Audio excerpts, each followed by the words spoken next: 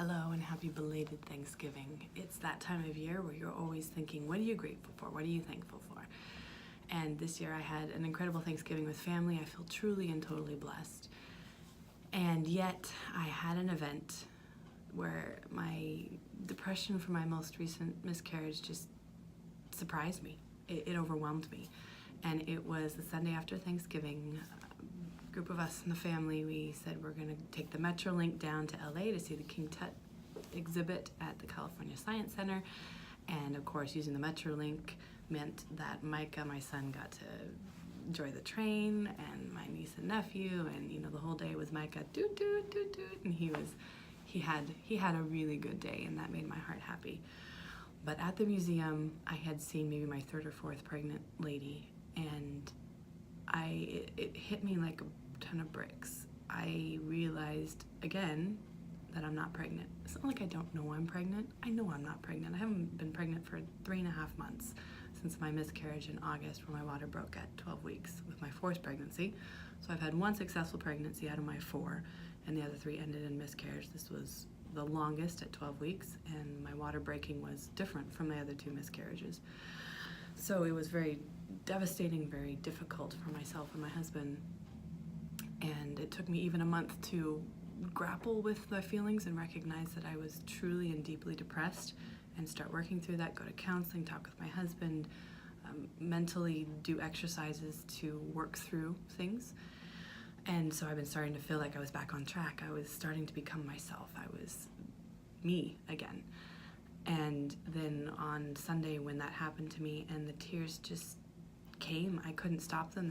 They were just rolling down my face, and I felt like such a nincompoop, to be honest. I felt embarrassed, incapable, maybe even ashamed, because I thought, I should be dealing with this by now. The reality is it's not something that you ever get over. It's something that you work through and live with. And that's hard for me because I'm a doer. I'm a get it done, get it checked off my list, move on person. And that's not how this works, it turns out, at least in my experience. So I realized I need to come up with ways that help me work through. And as I think about it, I'm tearing up now, so sorry. Help me work through this life event, this reality in my world. And for you, it might be something else. It doesn't necessarily need to be miscarriage. It could be something that brings on a depression or a sad state in which you just work into this downward spiral, and this spiral just keeps going and going, and you need a way to break it. I'm not suggesting that we shouldn't deal with our emotions. I'm suggesting that in the case where you recognize that it's not healthy, the way you're perseverating on something or just moving into the negative cycle and downward spiral, that there are ways to get yourself out of that and get into a healthy space. And the first thing is, pay attention to what you didn't have to think about. Like, for example, this morning I woke up and I woke up. I didn't have to think about that. I'm grateful for life. And I woke up to a son who likes to snuggle. I didn't have to think about that. And I woke up and I was able to get Micah ready for the day. I didn't have to think about that. I did it. I was able to get myself ready for the day. I didn't have to think about that. I did. It's a routine.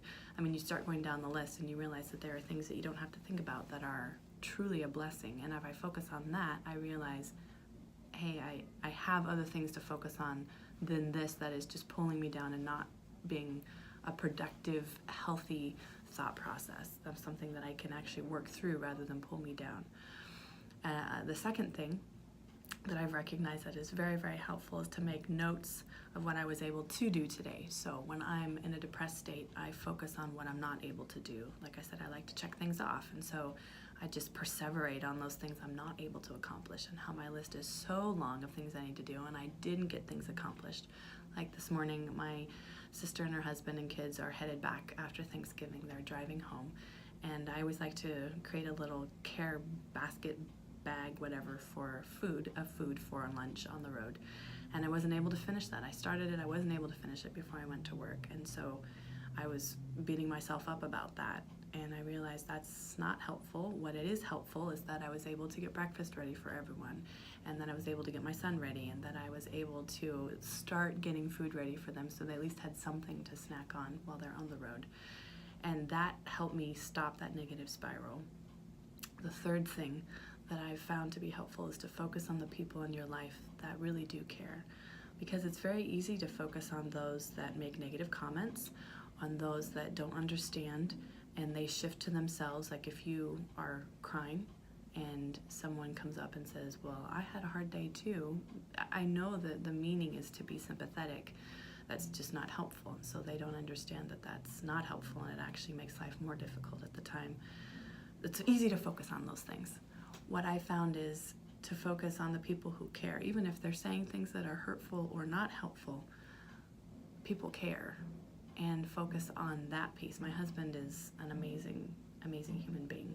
And the simple, like for example, a simple act. Last night I fell asleep with Micah. I didn't intend to. I had my clothes on. I wasn't, no washing face, brush teeth. I just laid down with Micah to put him to bed, thinking that he was going to bed early enough and he was tired enough that he'd go to sleep fast enough and I'd be able to get back up, which typically happens in that environment. But apparently I've been so tired from all the family events and getting back into the workflow and things like that, that I just fell asleep, and I didn't wake up until 3:30, which is when I got under the blankets on my bed and then continued to sleep. But at that point I realized that my husband had come in. He'd brought my phone from wherever I left it and plugged it in because he knew that was my alarm and that I needed to get up in the morning. And simple things like that. He cares. He does little things like that that make a difference in my life when I notice them. If I don't notice them, of course you take it for granted because it happens, and then you just, if you don't focus on the positive, it's very easy to focus on the negative. And for me, these 3 tools have been very helpful, and I hope that for you they are as well. And I wish you a blessed holiday season.